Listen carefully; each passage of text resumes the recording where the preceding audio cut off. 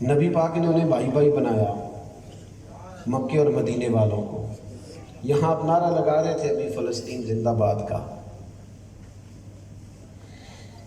میں آپ سے عرض کروں، آپ نے ناراض نہیں ہونا مجھ سے، ہم نا ایک مخصوص چکی کے گرد پھرنے والے لوگ ہیں۔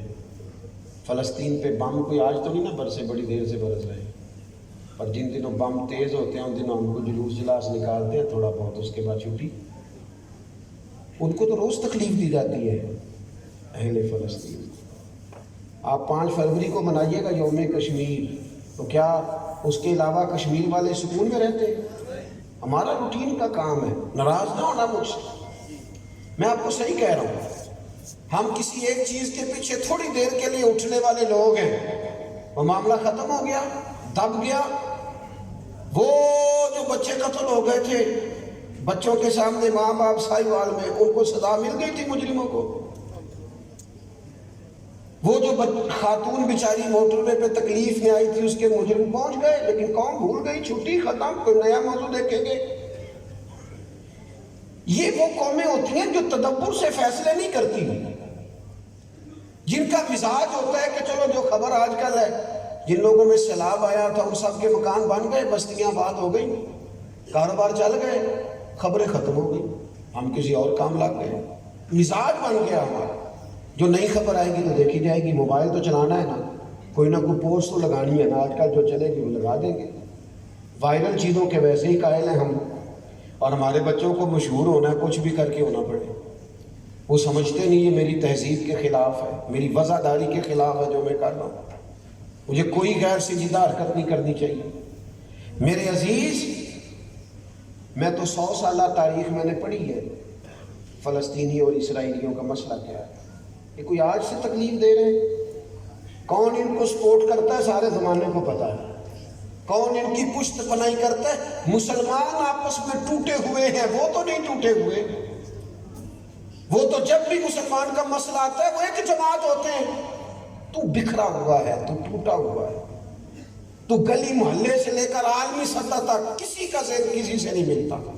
ہمارے مزاج ہی نہیں ہے، ہم ذاتی مفادات سوچنے والے لوگ بن گئے، اللہ ماشاءاللہ۔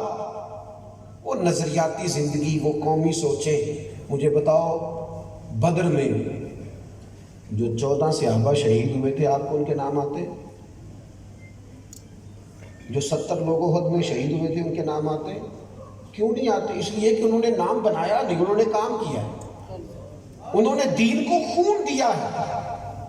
انہوں نے نہیں کہا ہمارے نام پہ روڈ کا نام رکھنا، تختیاں لگانا، فلان، وہ تو جان دے گئے۔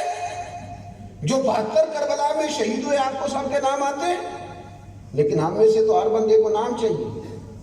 پہلے تختی لگاؤ، پہلے فوٹو کھینچو، پہلے اس کا نام لکھو مسجد کی ٹائل پہ، پہلے اسے لیڈر مانو، اس کے بعد چلو۔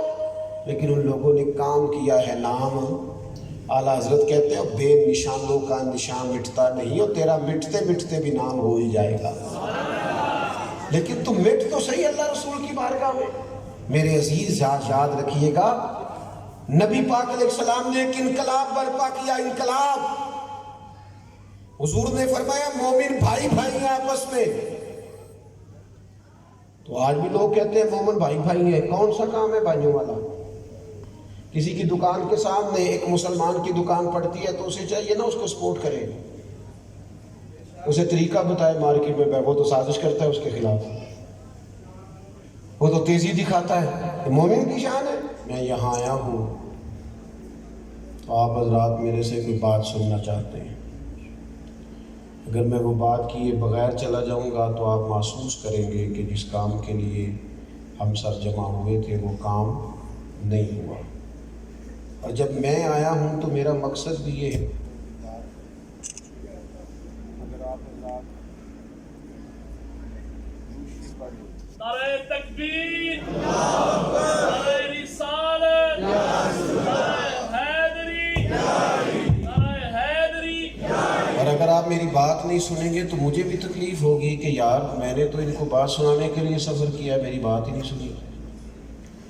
تو یاد رکھیے گا کہ مقصد، جب تک آپ جس کام کے لیے جمع ہوتے ہیں، جس کام کے لیے آتے جاتے ہیں، جب تک اس مقصد کو نہ سمجھا جائے، چیزیں مکمل نہیں رہتی۔ حضور تشریف لے آئے، رب کا بہت بڑا فضل ہے، اللہ کا سب سے بڑا کرم ہے، پر جس مقصد کے لیے تشریف لایا اس مقصد مبارکہ کو سمجھنا بھی امت کے لیے نہایت ضروری ہے۔ فرمایا کما ارسلنا فیکم رسولا منکم یتلو علیکم آیاتنا ویزکیکم، فرمایا جیسا کہ ہم نے تمہیں میں سے تمہیں ایک رسول عطا فرمائے ہیں، وہ تم پر ہماری آیتیں پڑھیں گے اور تمہیں پاک فرما دیں گے۔ نبی پاک علیہ السلام تعلیم کتاب و حکمت کے لیے تشریف لائے۔ حضور علیہ السلام صحیفہ انقلاب قرآن ساتھ لائے، اور نبی پاک علیہ السلام نے اس قرآن کی تعلیم کے ذریعے تزکیہ کیا لوگوں کا، اور لوگوں کو پاک فرمایا۔ یہ بات سمجھ لیجئے کہ نبی پاک علیہ السلام کی دنیا میں تشریف آوری ایک انقلاب کا نام ہے۔ جو میلاد شریف ہم مناتے ہیں نا، اب تو خیر رنگ ہی بالکل بدل دیا گیا ہے، چند لوگ مل کے بیٹھیں گے، نعتیں پڑھیں گے، نعرے لگائیں گے، واز ہوگا، چلے جائیں گے، ورنہ میلاد ایک انقلاب کا نام ہے۔ جب آپ میلاد شریف کا لفظ بیان کرتے ہیں تو ایک تاریخ پوری آپ اس کو تبدیل ہوتا ہوا بیان کرتے ہیں۔ یعنی میلاد سے پہلے بیٹی کو لوگ دفن کرتے تھے، یہ معمولی بات نہیں ہے کہ بیٹیاں زندہ دفن ہوتی، اور میلاد کے بعد کی تاریخ یہ ہے کہ اب بیٹی باقاعدہ قانوناً یعنی شرعی قانون کے تحت پوری حقدار ہے، وارث ہے اپنے باپ کی جائیداد کی۔ یہ ایک انقلاب ہے، اس کو آپ سمجھیں۔ یعنی نبی پاک علیہ السلام کی تشریف آوری سے پہلے انسانوں کو بازاروں میں بیچا جاتا تھا، خرید و فروخت ہوتی تھی، غلام بکتے خریدے جاتے۔ حضور تشریف لائے تو نبی پاک نے فرمایا اب ان کو بھیڑ بکریاں نہیں تم سمجھو گے، بلکہ فرمایا تمہارے غلام تمہارے بھائی ہیں۔ اور ویسے تو سارے کہہ دیتے ہیں نا تو میرا برا ہے، لیکن اللہ کے رسول نے نا شرائط کے ساتھ بھائی کہا۔